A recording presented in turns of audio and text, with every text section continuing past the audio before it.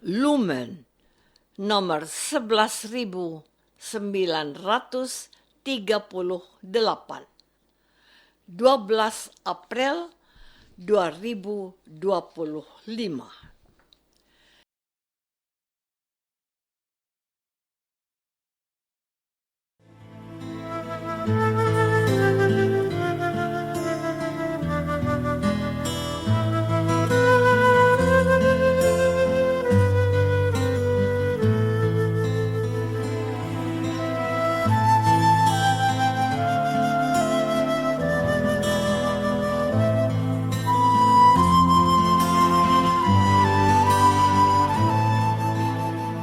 Saudara pendengar di segenap penjuru tanah air, selamat bergabung dengan Lumen Indonesia.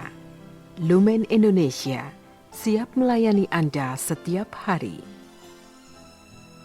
Saudara terkasih, marilah kita bersatu dalam Tuhan kita Yesus Kristus yang tidak berubah dahulu, sekarang, dan selama-lamanya. Allah Sang Maha Rahim mengasihi dan menerima sebagaimana adanya kita. Allah Bapa kita di surga senantiasa bersedia menolong, menghibur, dan meneguhkan kita dalam menghadapi segala permasalahan hidup sehari-hari.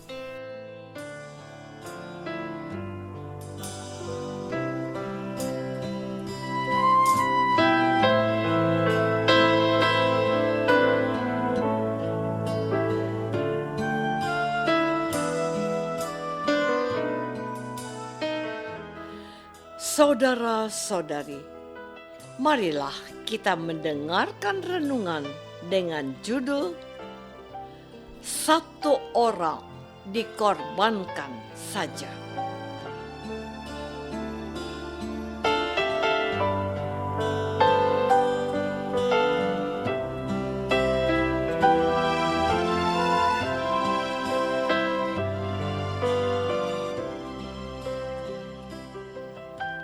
Yang berdasarkan pada Injil Yohanes bab 11 ayat 49, 50 dan 51b. Tetapi seorang di antara mereka, yaitu Kayafas, imam besar pada tahun itu, berkata kepada mereka, "Kamu tidak tahu apa-apa dan kamu tidak insaf bahwa lebih berguna bagimu jika satu orang mati untuk bangsa kita daripada seluruh bangsa kita ini binasa." Ia bernubuat bahwa Yesus akan mati untuk bangsa itu.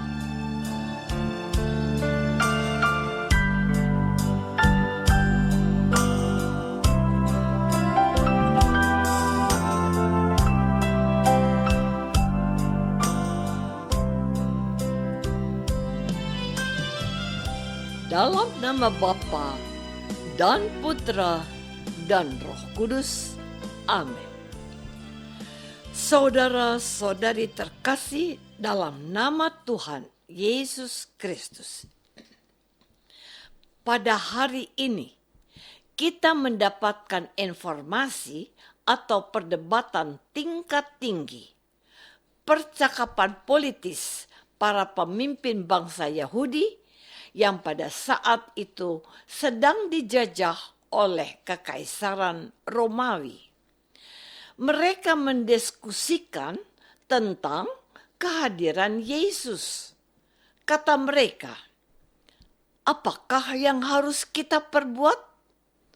Sebab orang itu membuat banyak mujizat. Apabila kita biarkan dia, maka semua orang akan percaya kepadanya, dan orang-orang Roma akan datang dan akan merampas tempat suci kita serta bangsa kita." Tetapi seorang di antara mereka, yaitu Kayafas, imam besar pada tahun itu, berkata kepada mereka, "Kamu tidak tahu apa-apa dan kamu tidak insaf bahwa lebih berguna bagimu jika selalu orang mati untuk bangsa kita daripada seluruh bangsa kita ini binasa. Yesus dianggap sebagai batu sandungan bagi keselamatan bangsa Yahudi yang dikuasai oleh kekaisaran Romawi.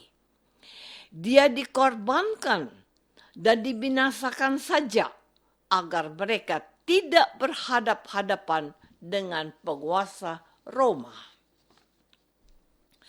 Saudara-saudari terkasih, diskusi tingkat tinggi dan berbau politis ini tidak mementingkan apa yang baik untuk kesejahteraan umat yang kagum akan Yesus. Mereka mengutamakan kepentingan mereka dan pengaruh mereka, dan supaya Yesus tidak memicu kemarahan orang-orang Romawi. Karena Yesus mulai mengumpulkan banyak orang dan berusaha menjadikan dia menjadi raja mereka. Rakyat kebanyakan mengagungkan Yesus karena orasinya yang menyemangati. Mereka juga dibuat terpesona oleh mujizat yang dikerjakan oleh Yesus. Orang-orang Farisi dan pemuka bangsa Yahudi mengkhawatirkan hal ini dan tidak mau mereka semakin diintimidasi oleh orang Romawi. Terutama jangan sampai bait suci mereka akan dihancurkan. Kayafas, imam agung pada waktu mengatakan kebijakan ini, bahwa lebih berguna bagimu jika satu orang mati untuk bangsa kita. Yesus harus diselesaikan atau dimatikan saja sebelum hal itu tercium oleh penguasa atau kaisar Romawi. Saudara-saudari terkasih, ada ungkapan bahasa Latin yang bunyinya pars pro toto, artinya sebagian untuk semua. Dalam pengertian positif, misalnya begini: seorang Susi Susanti menjadi juara dunia bulu tangkis, dan di pinggir lapangan penonton yang mengibarkan bendera merah putih itu berteriak-teriak, Indonesia, Indonesia, Indonesia, Indonesia juara. Yang merebut emas kejuaraan dunia itu adalah Susi Susanti.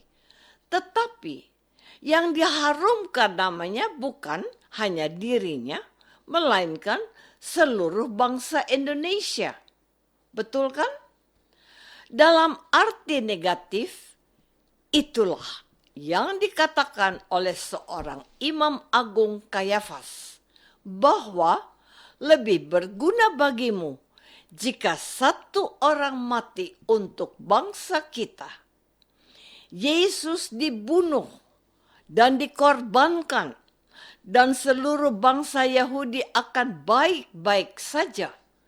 Meskipun Yesus adalah anak bangsa yang merupakan aset yang sedang bersinar dan memberikan semangat untuk orang banyak. Tetapi di hadapan para pemimpin Yahudi, Yesus menjadi ancaman bagi keselamatan bangsa mereka. Yohanes memberikan catatan menarik tentang nubuat Kayafas.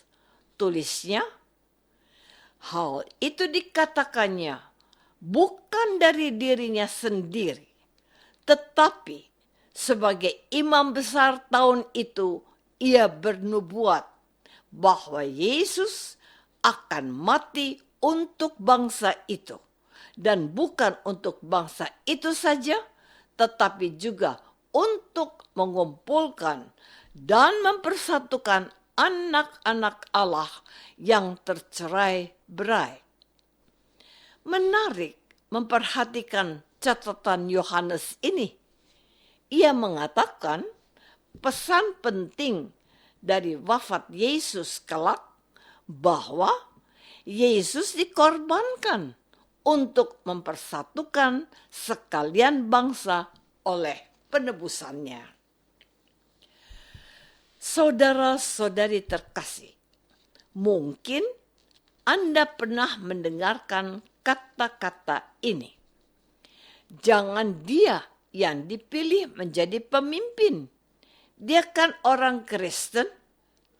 Masih ingat fenomena Ahok alias Basuki Cahayapurnama, Gubernur DKI Jakarta, sepeninggal Jokowi menjadi presiden?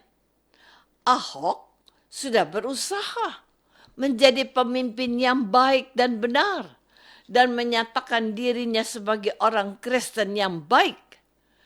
Namun, perhatikan apa yang terjadi dengan Ahok. Ia dikriminalisasi dan harus mendekam di penjara. Pokoknya jangan Ahok. Karena dia seorang Kristen, pengikut Yesus. Kalau mau menjadi gubernur, mau jadi pemimpin di negeri ini, lepaskanlah kekristenanmu dan semuanya akan lancar-lancar saja. Apakah ada orang Kristen yang melepaskan imannya demi sebuah jabatan? Ada, dan tidak sedikit. Lalu kita harus bagaimana? Itu pilihannya. Tetapi yang harus kita lakukan adalah mengerjakan segala sesuatu yang baik, yang berkenan di hati Allah. Jangan imanmu kamu gadaikan dengan sesuatu yang tidak sesuai dengan kehendak Allah. Jangan harta dunia membutakan mata imanmu. Tetaplah menjadi milik Kristus sekalipun engkau tidak dianggap dan dikucilkan. Berbahagialah kamu kalau kamu dibenci karena anak manusia. Setialah pada Yesus sebab ia juga Allah yang setia.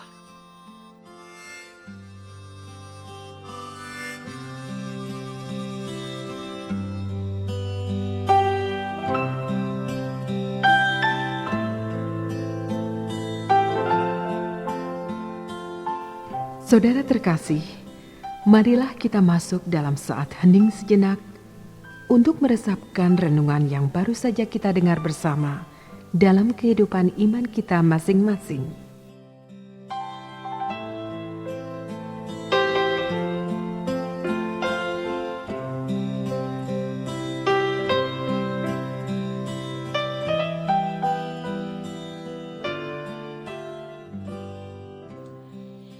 Apakah kita akan setia kepada Yesus dan mempertahankan iman kita meski kita dikucilkan?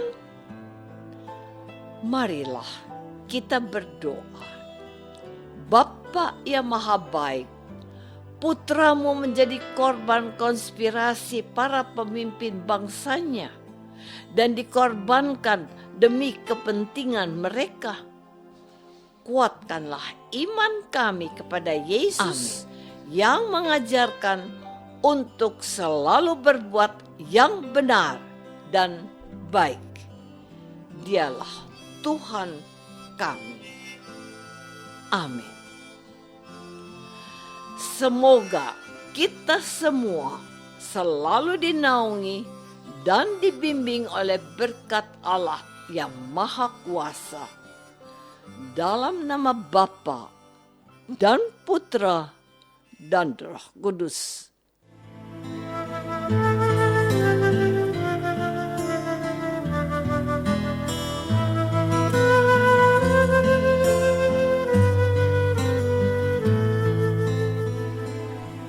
Dengan penuh kasih dan sukacita, Lumen Indonesia mengundang saudara-saudara seiman di segenap penjuru tanah air. Sekiranya ada tanggapan ataupun saran, kirimkan surat Anda ke Lumen Indonesia. Terima kasih atas perhatian Anda. Sampai berjumpa lagi dengan Lumen Indonesia pada waktu dan gelombang yang sama esok hari.